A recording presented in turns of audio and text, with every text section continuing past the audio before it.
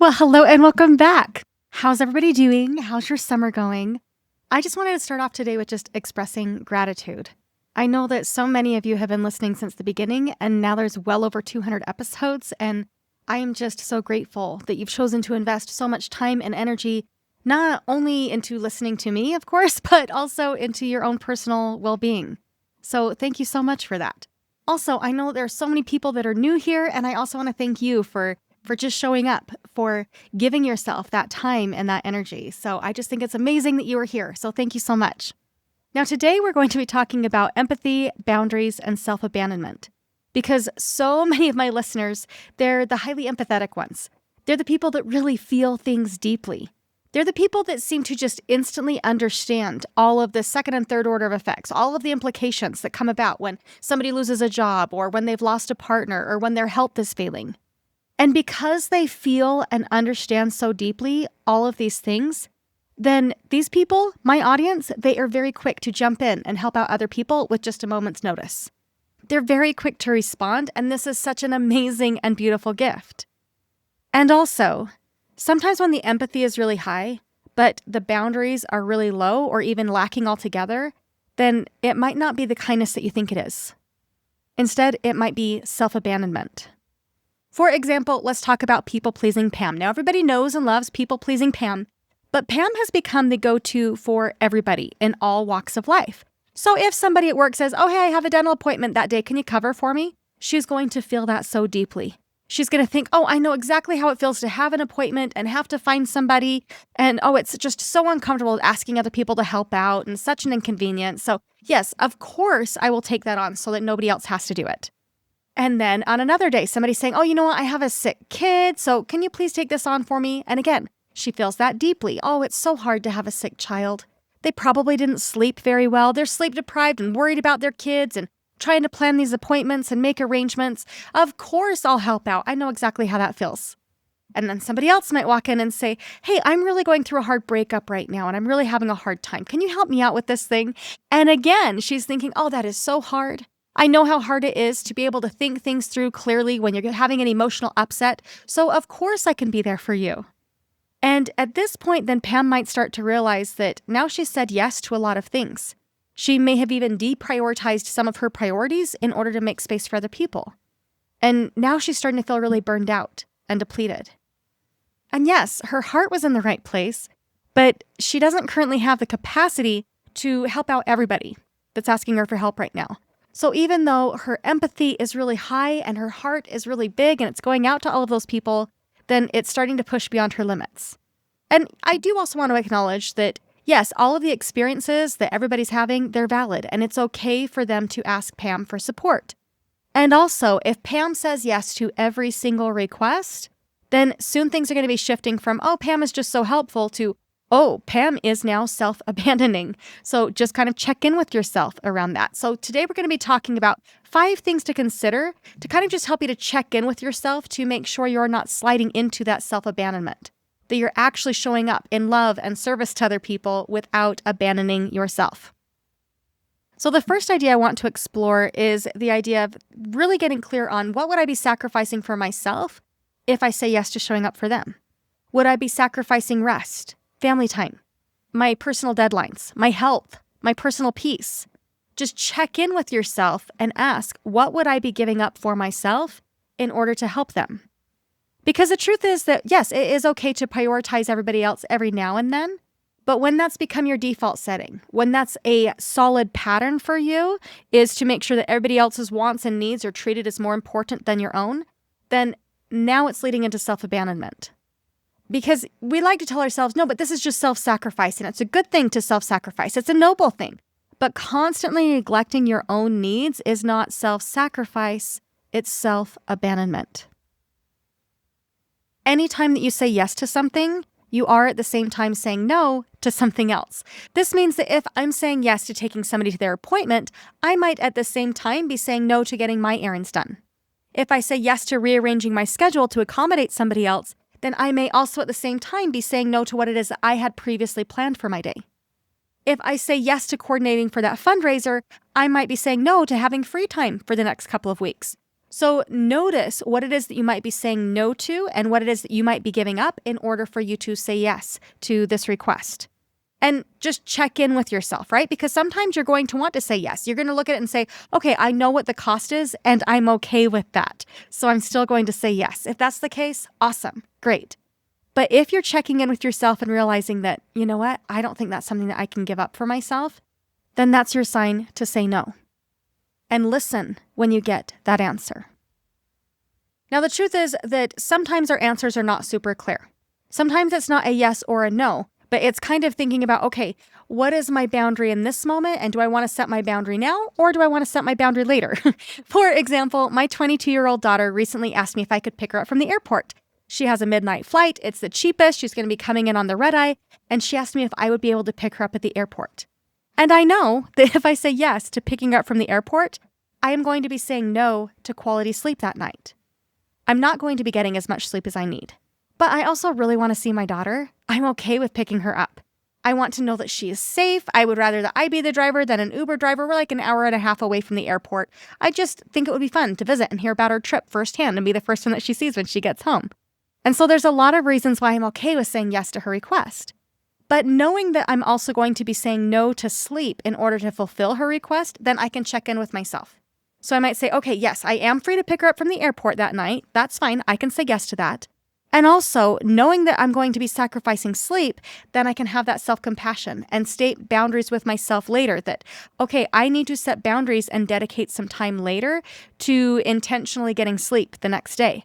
I need to be kind to myself. I cannot just go into this with the expectation that I'm going to magically bounce back like my 22-year-old daughter, right? So I can have that self-compassion that, yes, I can clear my calendar for my daughter, and I'm going to also need to build in some time for me so that I can get some quality sleep and say yes to her request. So yeah, sometimes it's not as simple as yes and no, but it's thinking through, okay, what am I going to need for myself in order to say yes? How can I plan ahead for myself so that I can say yes with minimizing any negative repercussions? It's recognizing that I am not going to abandon myself by saying yes to somebody else, but I'm going to also accommodate me and my needs. A friend of mine recently responded to my Instagram story about this very thing. And she told me that when she was attending grad school, then she made a decision to kind of approach her social life like this. And so when she was invited to go and do something, she would take some time to ask herself, okay, do I have time to recover from this? And if she said, yes, I will have time to recover from this, then awesome, she could say yes. But if she didn't have time to recover from this event, then she gave herself permission to say no and to allow somebody else to be disappointed so that she could maintain herself at the level that she needed to in order to really thrive in grad school. So check in with yourself, see what it is that you need, and have boundaries. You can either have boundaries at the front end and tell them no up front, or you can have boundaries on the back end around your recovery time, okay? Just check in with yourself. All right, another thing to consider is, are you someone who is able to receive as easily as you give? Because for many, many people pleasers, then they really struggle to receive. And struggling to receive, it sounds really altruistic on the surface, right? It sounds like, well, I don't want to be a burden. My needs aren't that important. It's no big deal. That's okay. I can do that. But these really sneaky sentences, while they sound good on the surface, they're actually creating a lot of imbalance for you personally. And not only because now you're the only one giving in relationship, but now it's kind of looking like now you're overgiving and they're undergiving because you're not giving them an opportunity to give to you. But yeah, they no longer have an opportunity. You've taken that away from them to show them that they are actually there to love and serve you as well. You've essentially robbed yourself of the opportunity of receiving and having things be more stable and more sustainable for you. And when you do this, you are creating your own imbalance. Another thing that people tell me is, but if I do receive from them, then I'm going to be indebted to them. And I don't want to be indebted. But being indebted, it could possibly just be a lie that your brain is telling you. More than likely, you are here listening to this podcast because you're an overgiver. You do a lot for other people. So no, you are not indebted to them when they're finally investing in you, when you make a request to have something coming back in for you. This is not you being indebted to them. This is you restoring balance to the relationship. And by extension, this means that when you're not receiving in relationship, when you're not making requests, when you're not letting on that you also have needs in relationship, you are actually creating imbalance for yourself in that relationship. So practice minimizing burnout and imbalance for yourself by becoming a gracious receiver, by becoming more proactive about making things more sustainable for you. Watch out for that sneaky trap of, oh, but I don't want to be a burden. I don't want to be indebted to them. And instead, practice making requests for what it is that you need in relationship. If you're starting to notice that, okay, I think that there's an imbalance here. It is your responsibility to make requests in relationships in order to restore that balance. Overgivers are often the ones that really struggle the most with receiving. They have this belief that, but I got to show them that I'm worthy of love. I got to demonstrate my worth. I got to show people that I have things to offer them so that they'll actually be in relationship with me. But then they kind of take it as a personal fault if they also have a need in a relationship. They want to prove that other people need them, but they also want to prove that they don't have needs themselves. And that is just simply not a sustainable way of living. So practice receiving. Practice receiving in big ways and in small ways. Practice saying thank you instead of, oh, let me do this for you. Practice making small requests in relationship. Practice receiving because it truly does benefit you and the relationship. It makes your level of loving and serving more sustainable for you, and that only benefits the relationship. All right, number 3, before saying yes, pause long enough to ask yourself what it is that you might need. And I get it, that when the empathy is really, really loud, it can feel like, okay, but really, I get it. My needs are not that big of a deal. Their needs are so much greater than mine. Right? We think, no, their needs are so great. I feel it so deeply. I know how much this would mean to them. But I want you to just pause for a moment and think about, again, what you would be saying no to if you say yes to this. So for example, maybe your heart really wants to say, oh, I know that you're really struggling and you're really in grief right now. So I'm going to bring you dinner every night for the next month. And that's because your heart is in such a good place, right? But then later when you really think about it, you might realize that, okay, even though that's what my heart wants to do, that might not be sustainable for me. That might be a lot of pressure on me and my time and on my wallet. So that might not work for me. So maybe instead, in order to make it more sustainable for you, then you plan to bring them dinner maybe once a week for a little while. Or maybe you want to start a meal train so that other people can also help out and it's not all on your shoulders. Or maybe you're willing to watch their kids, but it would be really helpful if they would also send a pizza over when their kids come over so that you have one less thing to worry about. Or maybe you're really willing to host for this event, but you also want to make sure that somebody else is going to host next time because you're starting to get burned out from hosting. Or maybe you do currently have the capacity to take on that project at work, but you would also like to make a request for some comp time since you know that you're going to be working late and putting in overtime. Maybe you're the caregiver for a family member and you're happy to do it. You're so happy to be there. And also, you know deep down that if you could just have one day off per week to get your errands done, to focus on you, it would really help you to show up better for this family member. It's okay for you to make arrangements to get one day a week off. The tendency of the pathologically kind is to jump in before really thinking through what it is that we might need in order to make it more sustainable. We don't even recognize that we might even have a need until it's too late. And then at that point, resentment has already stepped in. So practice asking yourself, what is the most sustainable way that I might be able to fulfill this request? And let me say that again. What is the most sustainable way that I might be able to fulfill this request? How can I make this more sustainable for me? What are my personal limits? Practice introducing boundaries with your empathy to help you to minimize that self-abandonment. Because making your level of loving and serving more sustainable for you, again, it is an absolute gift to everyone. All right, number 4, practice identifying your own needs in the moment rather than immediately making everybody else's needs the priority. I know you. You're probably constantly scanning the room. You're making sure that everybody's doing okay. You're reading into their micro expressions. You're reading into their body language. You're reading into their tone of voice, the inflection of their words, the actual words that they're using. And sometimes, because you're so tuned in to reading other people, then yes, you're turning up the volume in what it is that they're experiencing, but you're also at the same time turning down the volume on your own lived experience, on your own needs, on your own wants. And you're becoming detached from what it is that you actually need. So practice asking yourself, what might help me to feel just a little bit better here? Now, I remember one time when I was hiking with a friend, and when we got back off of the trail and we're down in the parking lot, then she started stretching her calves. And it wasn't until I saw her meeting the needs of her body that I recognized my own body could also use some stretching. And I thought, boy, I sure wish that I could stretch my calves. And it was kind of a laughable thought in the moment because I had been so conditioned to tune into what everybody else might need that I hadn't even checked in with my own body. And it was in that moment when I recognized that thought that I realized, girl, you can totally stretch your own calves. So I put my foot up on the curb and I started stretching in the same way. And I thought, oh, that does feel so much better. And guess what? You can practice doing the same thing. In that moment, I was completely detached from my own body until I saw someone else taking care of their body. And so this might sound a little bit extreme, but if this is you, if this resonates with you where you feel so detached from what it is that you might need, I encourage you to just set a timer. And every time the timer goes off, just do a bit of a body scan. Notice what's happening for you. Check in with your body. Ask yourself, what is it that I might need? And how can I fulfill that need for myself? So let's kind of do a mini practice on this right now and just do exactly that, all right? So check in with yourself. Notice if there's any part of you that is maybe feeling particularly tight or particularly uncomfortable. As I'm saying that, I notice my body wants to move a little bit. So ask yourself, okay, what is needed and how can I fulfill that need for myself? So for example, do you need to stretch? Do you need to move your body a little bit? Do you need to rest your body? Do you need to get off screens and be in nature for a while? Maybe you need to rub a part of your body to help it to relax.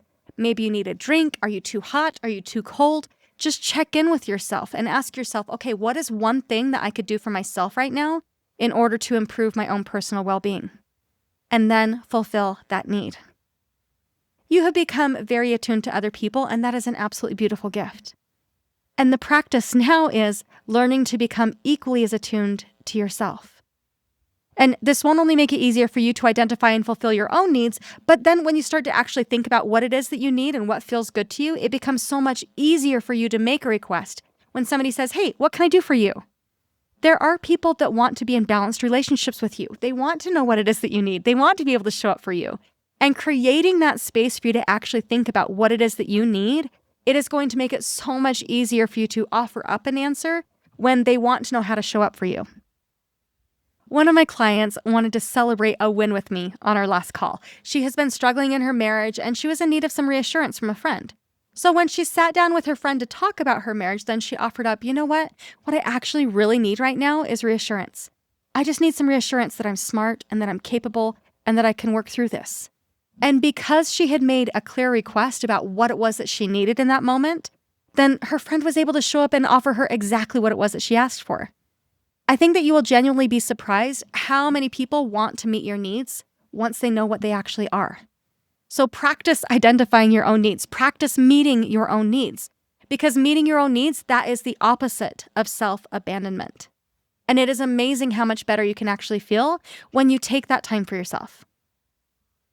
All right, so number 5, take some time to just reflect on your own life.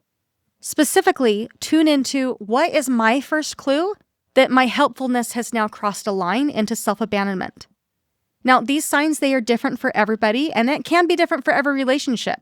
But start to check in with yourself and notice, okay, are there signs that I'm currently self-abandoning? And see if those signs exist. So a few signs that you might be self-abandoning are fatigue. This one is a big one. And this might be physical fatigue, or it might be mental or emotional fatigue, but fatigue is a big one. And again, this might be in specific relationships that it's showing up. It might be across the board. Just check in with yourself and see if you're experiencing that. Resentment is another big one. Resentment is there to let us know that something is out of balance or that you have an unmet need. So notice if resentment is showing up for you. Maybe it's wishing that your needs could also be met in relationship. So if you catch yourself thinking things like, I just wish I could stretch my calves, then remind yourself that guess what? You can totally stretch your calves. It's 100% okay to do so. You do not have to wait to be given permission to get your needs met. It's okay to get your needs met too in a relationship. And it's okay to tell people what it is that you need, to tell people that you're in need of reassurance, to tell people that you're in need of just a listening ear and please don't say anything. I just need to feel heard. It's okay to tell people what it is that you need in that moment. Another sign that you might be self-abandoning is feeling really irritable with other people. This can be a sign that your battery is running low and that it is time for a breather, or that it is time to make a request in a relationship in order to get your needs met, in order to help your battery to become recharged so that you can keep functioning. Your empathy is not the problem, but having empathy without boundaries, it is a form of self-abandonment. Now, if you are ready to stop self-abandoning, if you're ready to stop people-pleasing, if you're ready to start living for you, then I want to personally invite you to join my free 7-day challenge. This is a 7-day email challenge intended to help you to rebuild self-trust and stop abandoning yourself. Every single day for a week, you'll be getting an email sent straight to your inbox sharing one tip or one journaling prompt intended to help you to make small changes that can have a huge and lasting impact. Lasting change, it truly can be just as quick as a thought away. So click the link in the show notes and come and check it out, and I look forward to seeing you inside. All right, I hope you have a great week, and let's talk soon. Bye now.